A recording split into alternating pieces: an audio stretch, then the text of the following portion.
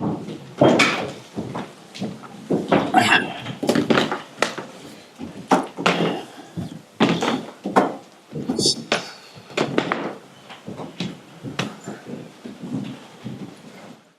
hi guys. Great hand will come to you.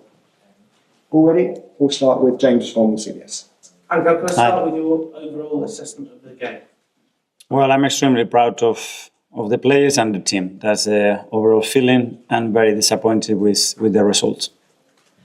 Can I ask, when you were sort of watching on and living the experience, did it sort of feel a little bit like last season's game at the Etihad, but with the roles reversed? And, you know, that there was one team that had come to really attack and push on, and maybe City were just playing to hold on? No, because again, we played, I think, 54 minutes with 10 men. So that's a different story. The pride that I feel is to do and to play and to dominate the game the way we did it against this team, but with 11 players. John, do you know? Mikel, you made two changes at half-time. Mm-hmm. Obviously, your substitutes at the end also made a difference. Was there an admission there with your first half-time changes that maybe the team selection in the first instance wasn't quite? Not too easy to say that. I think it's very clear what we wanted to do. Very well, we started the game. I think we completely dominated. I think after they scoring the goal without doing absolutely nothing before that, we were a bit shaky for 5 or 7 minutes, and after that we still go grip of the game again and start to dominate it. And the second half, it was a continuation of that with one different player and then with 2 or 3 different players. Is it unfair to characterise it as a safety first lineup? Do you think there was enough attacking talent considering the attacking talent that possessing it? I leave that to you. But for me, it's a lot of attacking players in that team. Yeah. Miguel, independent. Miguel, were you surprised with how withdrawn Pep went? Because you've never really seen that from him before.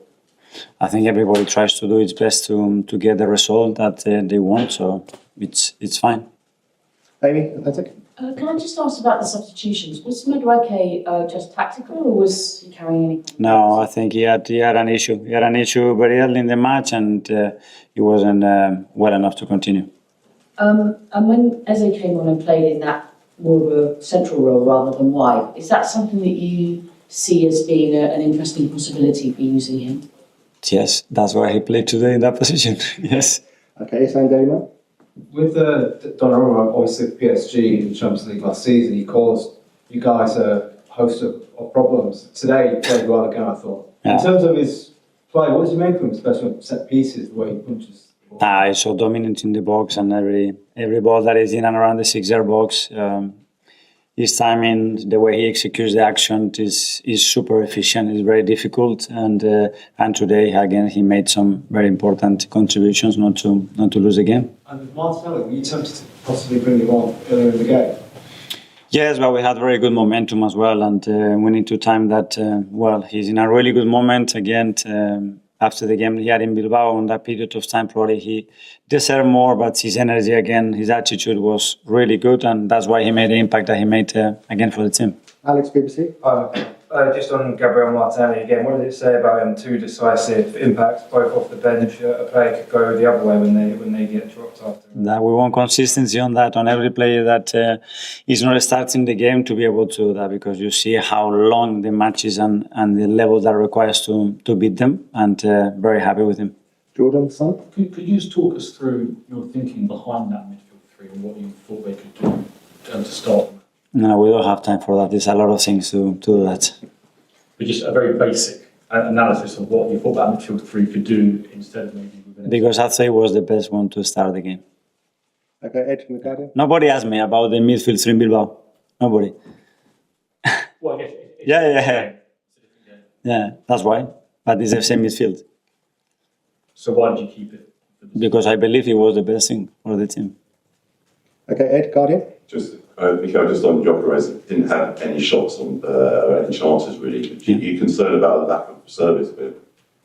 Well, there was a lot of very good balls in the box, especially I remember 3 of them that he was very, very close to doing against City. To have very big open chances is extremely difficult.